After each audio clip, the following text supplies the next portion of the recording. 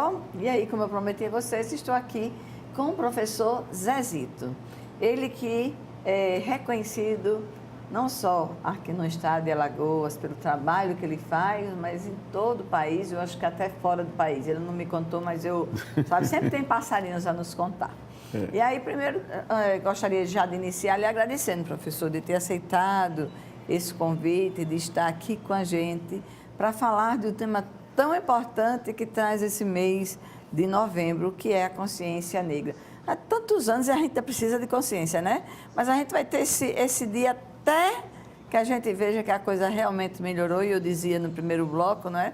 De o quanto há de adoecimento nas pessoas quando se tem um racismo, por exemplo, onde o racismo a gente sabe que é separações de raça quando uma se julga superior à outra. E aí que ser humano se julga superior. Mas eu quero iniciar daquele jeitinho que faço sempre, que é exatamente falando um pouco da sua vida.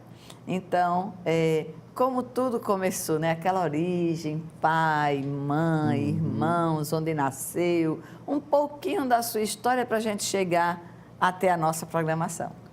Bom dia, Cláudia. Bom dia, telespectadores da TV Mar. Eu sou natural de São Luís de Quitunde, né? Que é uma cidade próxima do litoral norte. Nasci em uma comunidade quilombola.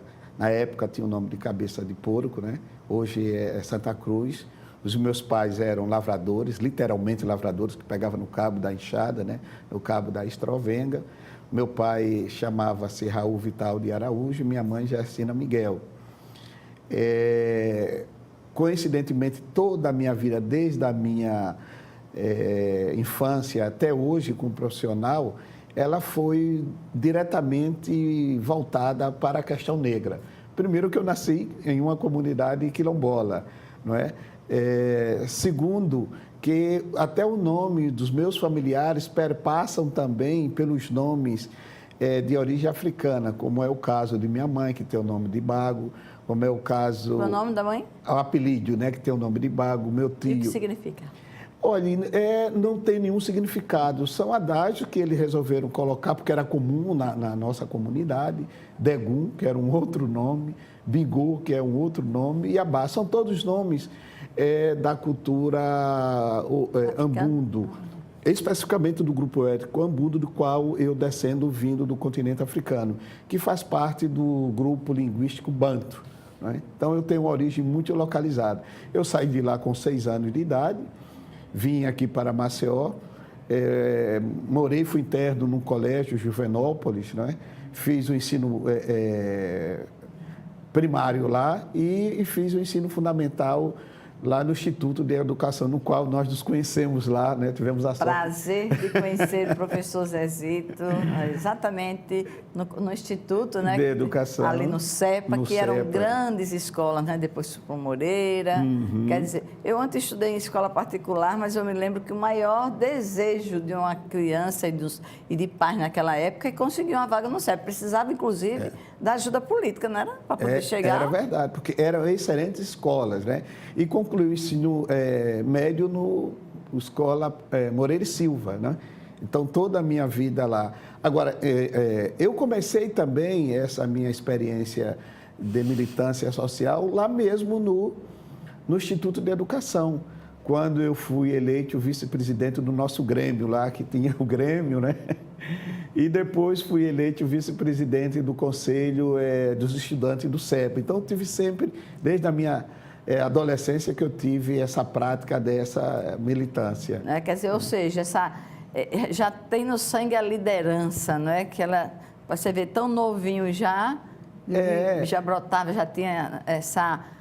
Isso é uma conquista, né? Porque naquela época o Grêmio, eu também fui presidente de Grêmio e a gente era votado pela turma, Era votado pela turma, era. E eu não me lembro de estar pedindo alguém vote em mim, era uma coisa natural. Não. Então, acho que havia alguma liderança. Né? Claro, a gente tinha um destaque pelo trabalho que nós fazíamos. Nós representávamos efetivamente os anseios e os desejos do grupo estudantil. Principalmente naquele momento que nós tínhamos o futebol do salão, que era uma disputa onde todas as escolas se congregavam, que era a maior expressão esportiva lá no CEPA, era o futebol do salão. Mas também, quando eu era interno em Juvenópolis, eu tinha uma prática, gostava muito de jogar futebol, né? E a gente tinham grupos que nós sempre estávamos liderando, já na fase de 10, 12 anos, a gente já fazia isso.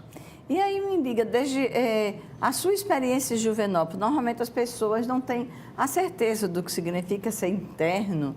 E Juvenópolis, a gente sabe de que precisa da ajuda, da cooperação de outras pessoas, e as pessoas sempre têm muito receio de estar ajudando, com medo de que seja os recursos não vá para os seus devidos fins, por conta do que a gente vê, não é? Então, eu entendo quem faz isso. Eu, pelo menos, procuro saber quando quero ajudar, não é? E a gente sabe que tem que tem seriedade nesse mundo. A sua experiência em Juvenópolis foi boa, professor? Foi a melhor da minha vida, não é? Porque foi lá que eu comecei a buscar a minha condição, as minhas origens, como eu falei, eram pobres, meus pais não tinham condições de nos educar, e fui interno lá em Juvenópolis, que na época quem dirigia era o Padre Pinho, um dos maiores assistencialistas da criançada e da juventude naquela época. Dos irmãos Maristas, não é? Depois passou para os irmãos Maristas com o falecimento do Padre Pinho em 1967. Assim que o Padre Pinho faleceu, os Maristas assumiram. Né? Principalmente eu lembro muito bem que na época era o irmão Eduardo, depois chegou o irmão Ambrósio, o irmão Aguiar, que eles deram continuidade àquele trabalho lá. Já que você fala desses nomes, são todos nomes queridinhos. O irmão Aguiar morreu há pouco tempo, né? Então, assim, a gente sempre visitava por um carinho muito grande. Mas aí, voltando à sua inspiração, aí sai de Juvenópolis, vai para onde? Eu vou para uma outra escola, totalmente diferente. Fui para o Exército, né? Fui para o Exército, passei no Exército 6 anos, né? E também foi um longo aprendizado que eu estive no Exército. Eu entrei como recruta, saí como cabo, né? Fui para a CSM, onde tive possibilidade de estudar. Foi lá no Exército também que eu fiz o vestibular. No primeiro momento eu fiz o vestibular para o curso de Educação Física, que inclusive foi o primeiro vestibular para a Educação Física. Não fui feliz, não é? E de imediato fiz para a História. Primeiro que eu queria fazer para a História, porque uma das minhas professoras, que era professora de História, e eu era um bom aluno. Lembra o nome? Não recordo o nome da professora, né? Mas eu recordo que sempre eu tirava 10 na disciplina dela. E eu fiquei entusiasmado, fiz História, passei. E em 1976 iniciei o curso na Universidade Federal de Alagoas, concluí em 1979, foram 4 anos. E nesse interi, eu não ainda tinha me identificado na causa negra.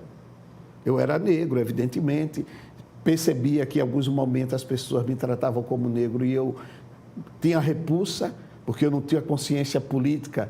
Aquilo que você falou anteriormente da consciência negra, junta-se isso à consciência política, de você superar e dialogar com o racismo, na condição de superar e mostrar que o outro ou a outra, ela não tem o direito de desqualificar a pessoa negra por ser negra, né? Mas quando foi que efetivamente eu me inseri nesse processo? A partir de 1980. Quando entrei na Universidade Federal de Alagoas, né, como professor, e esteve aqui presente em Alagoas, representante de todos os movimentos negros do Brasil. Foi quando nós iniciamos, hoje que é o grande elemento histórico do estado de Alagoas, que é a Serra da Barriga, quando nós nos reunimos para discutir o processo de tombamento da Serra da Barriga. Foi aí que eu me incluí nesse processo. Tive a possibilidade de conhecer grandes intelectuais da época que me auxiliaram também, o professor Décio Freire, o professor Clóvis Moura, o próprio professor Clóvis Antunes, o Otaviani, né, o professor João Batista Pereira. Então, essa gama de intelectuais fez com que eu me envolvesse nesse processo histórico. Mas o que me fez me descobrir enquanto negro foi a minha militância. Não? Porque eu assumi o Núcleo de Estudos Afro-Brasileiro, né? Foi um pedido do professor João Azevedo na época, e também nesse mesmo momento, juntamente com um grupo de professores e de jovens negros e negras aqui de Alagoas, nós criamos a Associação Cultural Zumbi, onde iniciamos um trabalho principalmente voltado para a educação nas escolas públicas e privadas aqui em Alagoas. Poxa, é uma história muito bonita, não é? Ficamos conhecendo a gente só um pouquinho, né, daquilo que foi a história desse grande professor Zezito tão querido, tão respeitado. E aí, quando você dizia assim, professor, o racismo, né, nesse olhar político de poder, ao mesmo tempo que compreender o que é que o outro está pensando e nessa superioridade, não é? Porque se eu constranjo, humilho alguém, porque eu me sinto superior, não é? Então, politicamente, você diria o que para essas pessoas ainda que têm, por exemplo, um filho, uma neta, alguém que namora um negro e que está hoje no sofrimento, inclusive até nessa novela aí está tendo um caso desse, é muito comum, não é? E é um sofrimento muito grande desse casal que se apaixona, não é, por raças diferentes. Então, o que você teria a dizer para essa avó que está angustiada? Porque, inclusive, eu recebi e-mails há algum tempo, não tinha tido essa oportunidade de falar, eu acho que é oportuno. Alguém dizia que estava sofrendo muito porque a neta estava namorando o negro. Olha, não é fácil, nós não temos nenhuma fórmula pronta para resolver essa situação. No entanto, independente da questão de cor, não, é fundamental trabalhar a autoestima da pessoa. Né? Os pais, os avós, os irmãos, começar a valorizar aquela pessoa por aquilo que ela tem de mais importante em sua vida. Você fala autoestima de quem é racista? Não, a autoestima de quem é vítima do racismo. Para que aquilo não seja um sofrimento. Não seja um sofrimento. Né? E, nesse sentido, nós encontramos muitos pais que, às vezes, trabalham de forma errônea nisto. Eles não querem ver os seus filhos sofrerem e criam uma proteção para eles. E essa proteção é fazer com que eles saiam de um ambiente social onde haja a diversidade da cor, a diversidade de pensamentos. Mas quando o pai ou a mãe de um negro faz isso, não é que ele seja racismo, é que ele não quer e pensa que vai proteger o seu filho de um ato de racismo. Pelo contrário, o filho dele ou o filho dela vai se inserir na escola, no mercado de trabalho, dependendo da sua faixa etária, ele vai ser vítima. Então, nesse sentido, é muito melhor buscar entrar na militância, que é um dos caminhos também, tem muitas leituras voltadas para isso, e buscar o convívio social de famílias negras e não negras para que possa ter um aprendizado. O outro lado, daquele que discrimina, eu tenho a impressão que não há solução, porque ele acredita piamente por ele ser branco ou por ter alguns predicados brancos, é superior ao outro. Então, você não vai mudar, principalmente das pessoas que questionam uma faixa etária mais avançada, a forma de ser. Eu aprendi a respeitar essas pessoas. Não tenho pena, não tenho compaixão delas, não. Mas eu aprendi a respeitar, porque se ele não é capaz de me respeitar, mas eu sou capaz de respeitá-lo. Mas, a partir daí, eu faço um trabalho. E o que eu faço hoje, eu sou professor da Secretaria de Educação do Estado, sou supervisor de educação e trabalho com a temática negra, com a Lei 10.639, e busco levar para os professores, para os estudantes, né, posições... conhecer a história da África, conhecer a história do Brasil, conhecer a história da Serra da Barriga, conhecer a história do Quilombo dos Palmares. Eu acredito que, à medida que você vai conhecendo a história da população negra, a história do continente africano... se encantando. Você vai se encantando, porque essa história é omitida da nossa vida, do nosso cotidiano. Professor, eu já lhe peço, já para a gente engrenar nisso... Fala um pouquinho disso. De qualquer jeito, é uma aula que a gente tem a oportunidade de dar a alguém que nunca vai buscar isso por escolha. Eu vou querer entender como é. A gente está tendo aqui uma oportunidade. Fale só um pouquinho do que significa tudo que você está falando, da importância da Serra da Barriga, não é? Desse momento. Por favor, para aprender junto também. Olha, a Serra da Barriga, ela é o maior simbolismo da população negra e agora, né, da população latino-americana, porque... Isso que eu dizia do internacional, né? Internacional, no dia 11 passado agora, ela se tornou-se patrimônio cultural do Mercosul. Por que ela se tornou-se patrimônio cultural do Mercosul? Pela sua simbologia da luta do povo negro. Né? Pela primeira vez na história da humanidade, não é? Nós conhecemos o quê? Um grito de liberdade dado por quê? Pelo segmento que vivia sob a escravidão. Fugiu dos engenhos, se instalou, não é? No Quilombo dos Palmares, que via do Cabo de Santo Agostinho até a cidade de Penedo, criou uma sociedade alternativa à sociedade colonial, onde você tinha pequenas propriedades, onde você produzia excedente que era dividido com as comunidades, enquanto que, por outro lado, você tinha uma sociedade escravocrata dos grandes proprietários de terra que produzia para exportar, enquanto que os quilombos produzia para alimentação, inclusive para fornecer alimentos para os próprios escravizadores. Então, nós teremos que começar a aprender com as experiências societárias do Quilombo dos Palmares. Você veja que é tão fácil para, pelo menos a gente ver, né? A gastronomia, por exemplo, né? É incrível como ela se adequou, né, à vida das pessoas com naturalidade, claro, pelas delícias, pelos sabores, né? Você vê quando interessa, né, as pessoas, parece que se torna mais fácil, né? É assim, eu não sou racista, desde que não seja com a minha filha, né? É verdade, Se for o do outro, talvez até eu lide melhor, né? Mas quando eu tenho que vivenciar, também não me ensinaram a conviver com isso. Não é? Então, é uma coisa que se vai crescendo e que em algum momento é preciso que se pergunte, bom, me ensinaram, a cultura fala, o inconsciente coletivo acredita, mas e agora? Eu sou capaz de mudar isso em mim? Então, eram aquelas mudanças que eu falava no início, que serve para todas as coisas. Aquilo que já não concordo, que sei que na minha postura e na minha atitude leva ao sofrimento do outro e que eu posso escolher fazer diferente. Mas aí vamos falar, professor, dessa programação da Serra da Barriga. Dia 20, subiremos a serra, vou estar lá com o senhor. E aí, o que é que vai acontecer? Já começou. Isso desde o dia 11, né? Desde o dia 11, mas ontem oficialmente começou. É uma iniciativa, acho que é interessante esses fatos que estão ocorrendo aqui em Alagoas. Aliás, eles vêm acontecendo há muitos anos, mas cada vez mais vai se aperfeiçoando a presença do Estado com a sociedade civil, no caso, o Movimento Negro, que fez uma programação riquíssima, né? Nós começamos ontem aqui na Praça do Multievento, com a presença do Estado, através da própria Secretaria da Mulher, a Secretaria da Cultura, a própria Secretaria da Educação também está participando. Governo e sociedade civil juntos, foi assim que trabalhamos, né? Com a Fundação Cultural Palmares, né?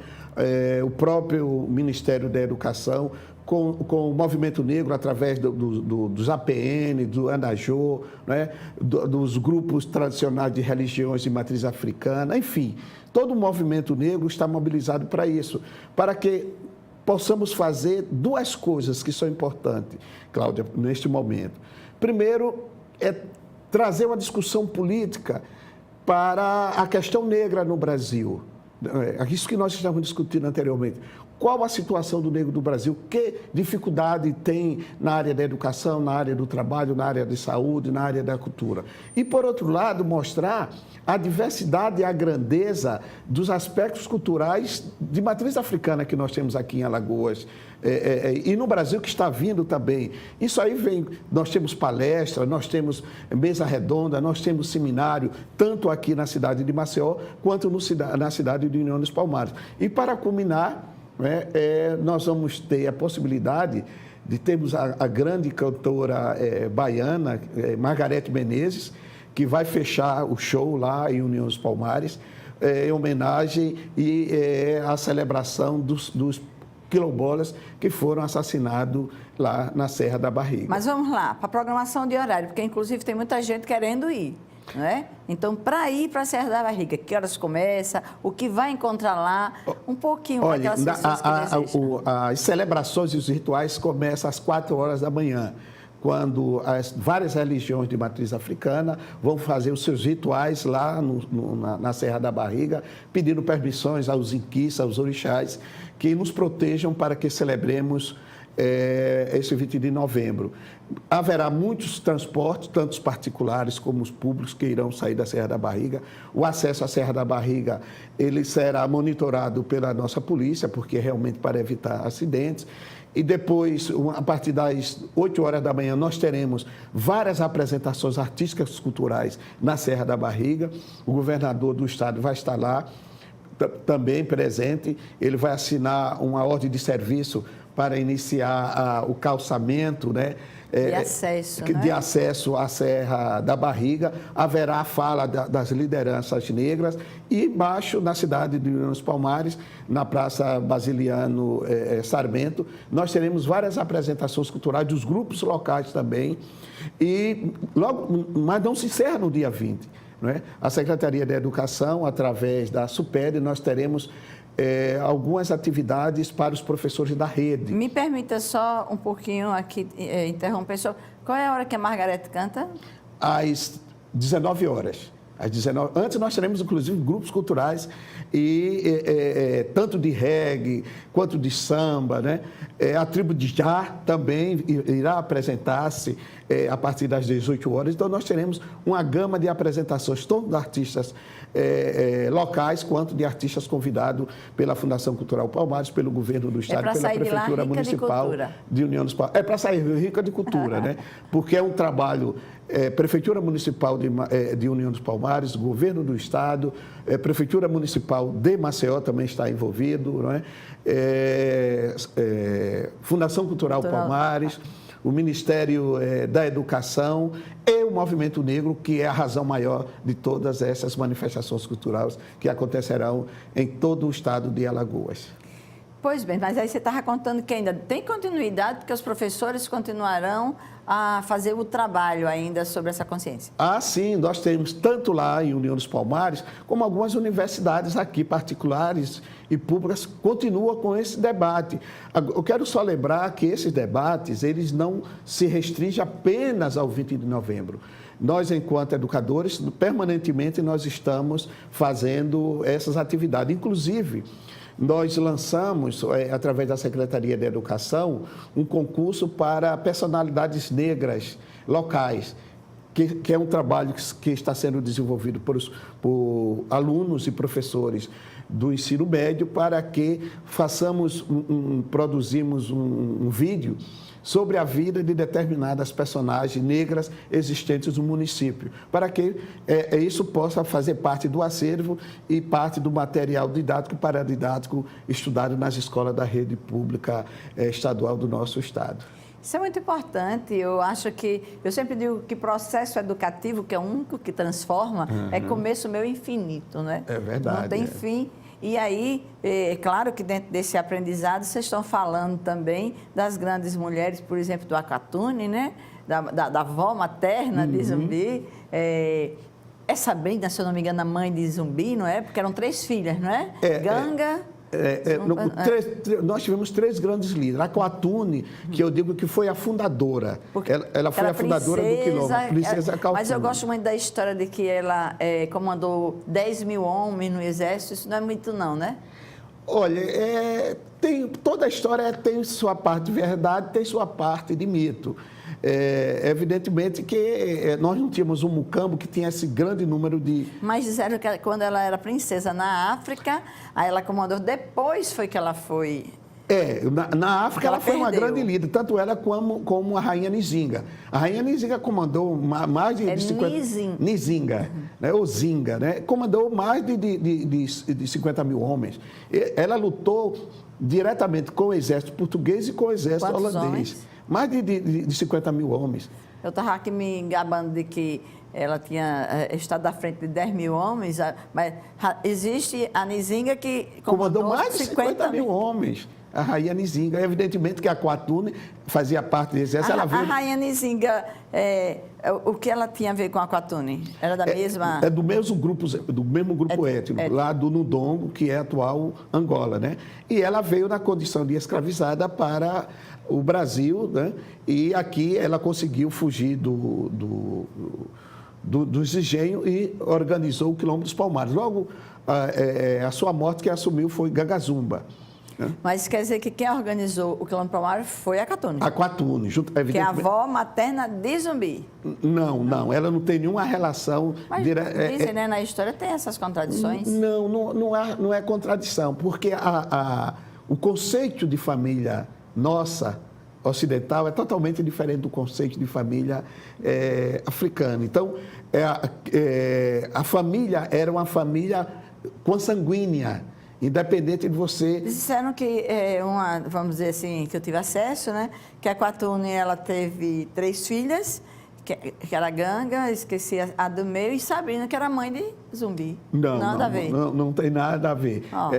É bom a gente ter professor, porque a gente tira dúvida, a né? família que se fala é uma família mais extensa, que é a família africana, independente de você ter laços consanguíneos. E a Quatune, ela cuidou de vários filhos. Então, quer dizer, que não é totalmente um mito, porque se você entender de que o quilombo, ele se organiza de uma forma diferenciada. De uma forma que todos são parentes, sim, né? Que sim. tem o mesmo sangue, que ali essa consanguinidade dá também vamos dizer, a afetividade, né? Então... E a relação familiar se dá pela responsabilidade da criação. E não pelo laço consanguíneo. Muito interessante. Então, é totalmente Ou seja, diferente. pai e mãe é o que cria, não é o que cria, não é necessariamente aquele... Veja que nisso, né? Em todos os lugares isso se respeita. A gente está terminando, mas eu gostaria que você desse uma última palavra aí para o nosso público que teve o prazer de assistir o professor Zezito. Professor, eu estou lhe chamando de professor, de senhor, mas você é meu amigo, eu gosto muito, tenho todo carinho e queria lhe parabenizar pelo trabalho feito, fico muito orgulhosa de ser sua amiga, de saber o quanto de respeito conseguir na sociedade, porque isso não é muito fácil, não é fácil para ninguém, mas imagino que com as discriminações, o racismo, as intolerâncias, né? Tudo isso fica muito mais difícil. Então, a sua mensagem final para esse povo que nos assiste. Para todos os alagoanos e alagoanas, e além deles, né? Eu acredito que esse 20 de novembro seja para todos nós um momento de reflexões para que possamos valorizar o outro, a outra, a partir do que ela tem enquanto ser humano, não da sua história que foi construída, que desqualifica ou a questão da cor, e sim a importância que nós temos. E vejamos, na Serra da Barriga, o maior símbolo de resistência e de luta do povo brasileiro. Muito obrigada e a você poder dizer de que estaremos de volta na próxima quarta-feira, aqui, às 9h30, no TV Mar, canal 25 da NET, da organização Arnon de Melo, com a Palavra Amiga. Até a próxima.